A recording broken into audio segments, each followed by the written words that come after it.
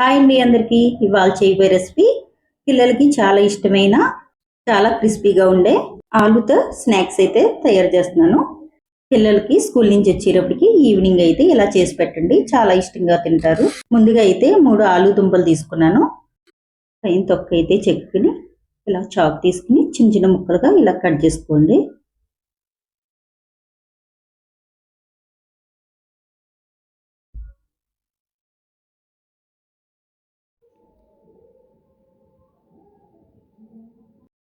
Cut చేసేసుకున్నాక water వేసి 2-3 సార్లు కడిగి పక్కన పెట్టుకుని స్టవ్ ఆన్ చేసి స్టవ్ మీద ఒక గిన్నెతోటి వాటర్ పెట్టుకోండి. వాటర్ మరిగేటప్పుడు ఆలు ముక్కలు అయితే వేసేసుకోండి.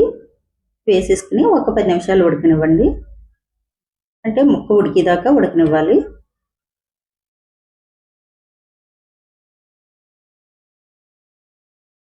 ఉడికిందో లేదో ఒక ముక్క తీసి వేరే స్పూన్ తీసుకుని ఒకసారి నొక్కి చూడండి. ఉడికిపోయింది కదా, స్టవ్ ఆపేసుకుని వేరే స్టైనర్లో వేసేసుకోండి. ఆ ముక్కలు వేరే బౌల్లోకి తీసేసుకోండి. చల్లారాక ఆ ముక్కలు మెత్తని పేస్ట్ లాగా చేసుకోవాలి. పప్పు గుత్తి కానీ ఒక స్పూన్ తోటి కానీ ఇలా ఈ విధంగా నలుపుకోండి.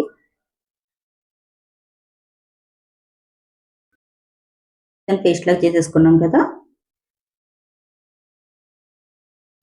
ముందుగా ఒక మిక్సీ బౌల్ తీసుకుని ఒకప్పుడు అటుకులు తీసుకోండి. అటుకులు మిక్సీ బౌల్లో వేసి మెత్తని పొడిలా చేసుకుని ఆలు పేస్ట్లో వేసేసుకోండి.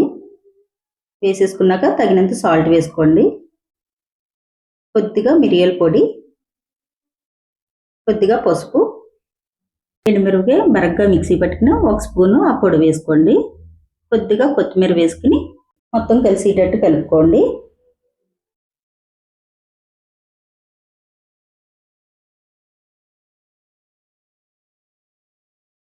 మొత్తం కలిసిపోయేటట్టు ఈ విధంగా కలుపుకోవాలి. కలిపేసుకున్నాక ఒక ముద్దలా చేసుకుని ఒక ప్లేట్ తీసుకుని ఆ ప్లేట్లో ఇలాగ చేతితోటి ఒత్తుకోండి.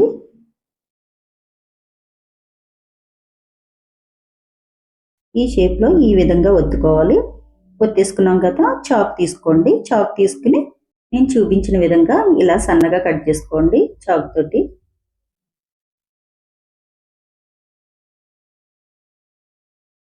ఇలా కట్ చేసుకునేటప్పుడే స్టవ్ ఆన్ చేసుకుని స్టవ్ మీద ఆయిల్ పెట్టుకోండి. ఆయిల్ కాగుతూ ఉంటుంది. ఈ లోపల మనం కట్ చేసేసుకోవచ్చు.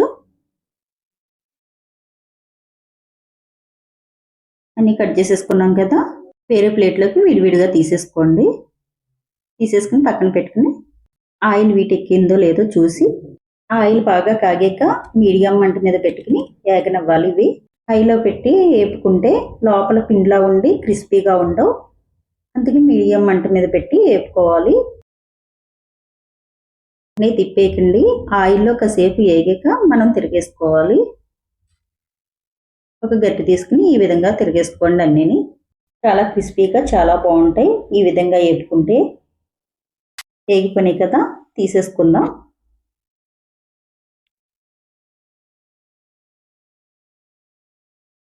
ఒక ప్లేట్లోకి తీసేసుకుని కనవాయి కూడా ఈ విధంగా వేసేసుకోండి.